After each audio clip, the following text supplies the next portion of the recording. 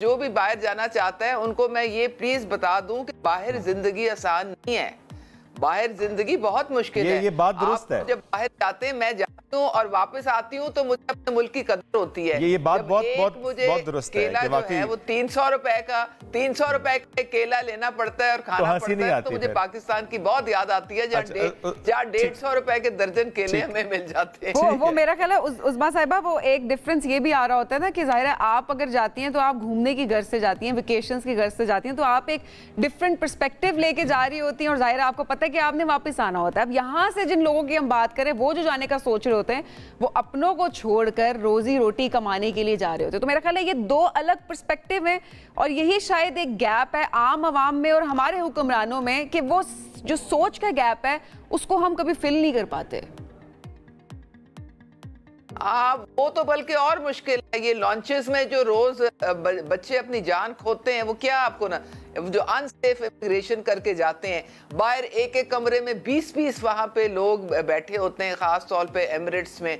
क्या जिंदगी है, मुझे आप ये बता दें। कोई आसान काम है? मुश्किल है, इसमें कोई शक नहीं। अपने मुल्क को हम अगर सवार लें तो हमारा मुल्क बेहतरीन मुल्क है। बिजली का बिल कितना आया उसमें? अब देखें, ये जो बिजली है, ये जो बिजली का जो बिल है, देखें बात सारी ये है, कौन सियासी पार्टी चाहती है या कौन हुकूमत चाहती है कि अपना वोट बैंक डिस्टर्ब करे।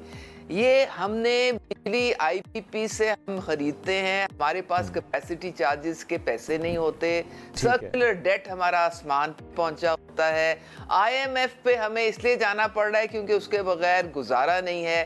पहली शर्त आईएमएफ की आपको भी पता है, वो मुझे भी पता है, और वो क्या है? सब्सिडी खत्म कर दें। आप वो कहते हैं कि जी बिजली जिस कीमत पे आप पैदा कर रहे हैं उसी कीमत पे आप आवाम को दें, लेकिन हुकूमत सब्सिडाइज करके दे रही है। जब वो सब्सिडी हटाते हैं तो बिजली महंगी हो जाती है। अभी भी जो देखें, जो इतना जाहिर है लोग बड़ी तकलीफ में, जब बिजली के बिल बढ़े तो लोग चीख पड़े। सबसे पहले उसका जो एहसास और इदराक किया पंजाब सीएम।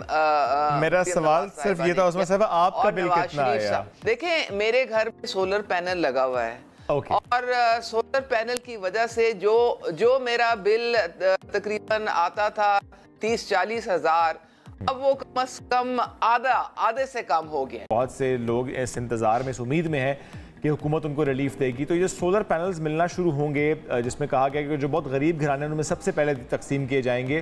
क्या प्लान है इसका गवर्नमेंट के पास? कब से स्टार्ट हो जाएगा ये?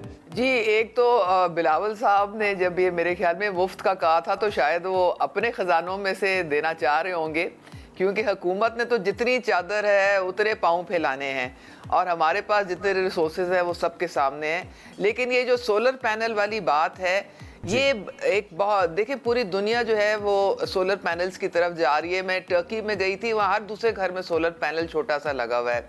असल जो सोलर पैनल है उसकी इनिशियल इन्वेस्टमेंट जो है ना वो ज्यादा होती है, बाद में बिल्कुल नेट मीटरिंग के जरिए बल्कि उल्टा आपको पैसे मिलने शुरू हो जाते हैं। अब ये मरियम नवाज साहिबा ने जो ऐलान किया है, उन्होंने कहा है कि जो 200 यूनिट से कम के लोग हैं उनको फ्री देंगे हम, और जो 200 से 500 के दरमियान हैं उनको हुकूमत बिला सूद कर्जा देगी। 10% वो खुद डालेंगे और बाकी हुकूमत कर्जा देगी और वो लगाएंगे।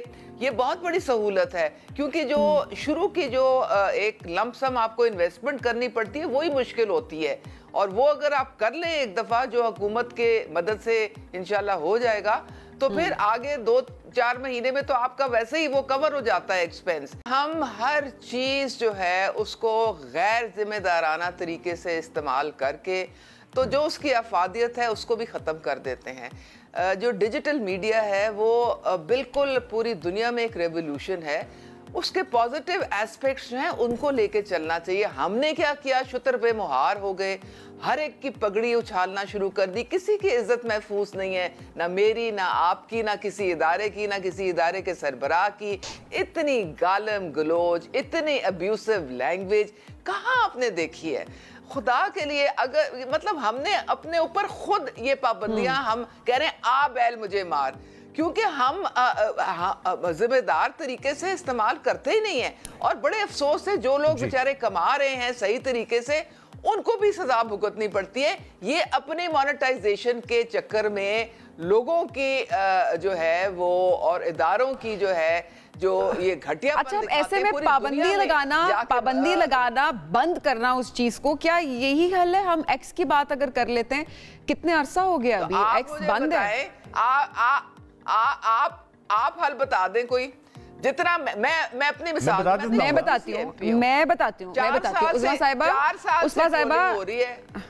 ठीक है उस्मा साहिबा, आप जिसको ट्रोलिंग का नाम दे रही हैं, हो सकता है कि लोग वो सिर्फ एक्सप्रेस कर रहे हो आपके सामने, लेकिन एट द सेम टाइम जहां पर मुल्क की सिक्योरिटी की बात आती है, जो लोग इसमें मुलविस हैं उन ऐसी पॉलिसीज लानी चाहिए कि उन लोगों को लॉज फॉर दैट, उन लोगों को सजा दी जाए, उनको पकड़ा जाए। मतलब आपने काम नहीं करना, उनको आइडेंटिफाई नहीं करना, आपने ओवरऑल जो सोशल मीडिया एप्स है उनको बंद कर देना है। नहीं, ये बिल्कुल हो रहा है, इसको रेगुलेट करना पड़ेगा। और अब वो अकाउंट्स जहां से फुहश और घटिया किस्म की कैंपेन्स चलाई जाती हैं सबके खिलाफ, इदारों के खिलाफ, पाकिस्तान के खिलाफ, बाहर से हमारे दुश्मन जहां से हमें अटैक कर रहे हैं, उन अकाउंट्स को ब्लॉक करने के लिए हुकूमत ने कानून साजी की है। नॉट जस्ट ब्लॉक उस्मा साहिबा, अगर कोई ऐसा काम हो रहा है तो बिल्कुल उसके खिलाफ कानून मौजूद है और उसका इतलाक होना चाहिए, इसमें कोई दो राय नहीं है।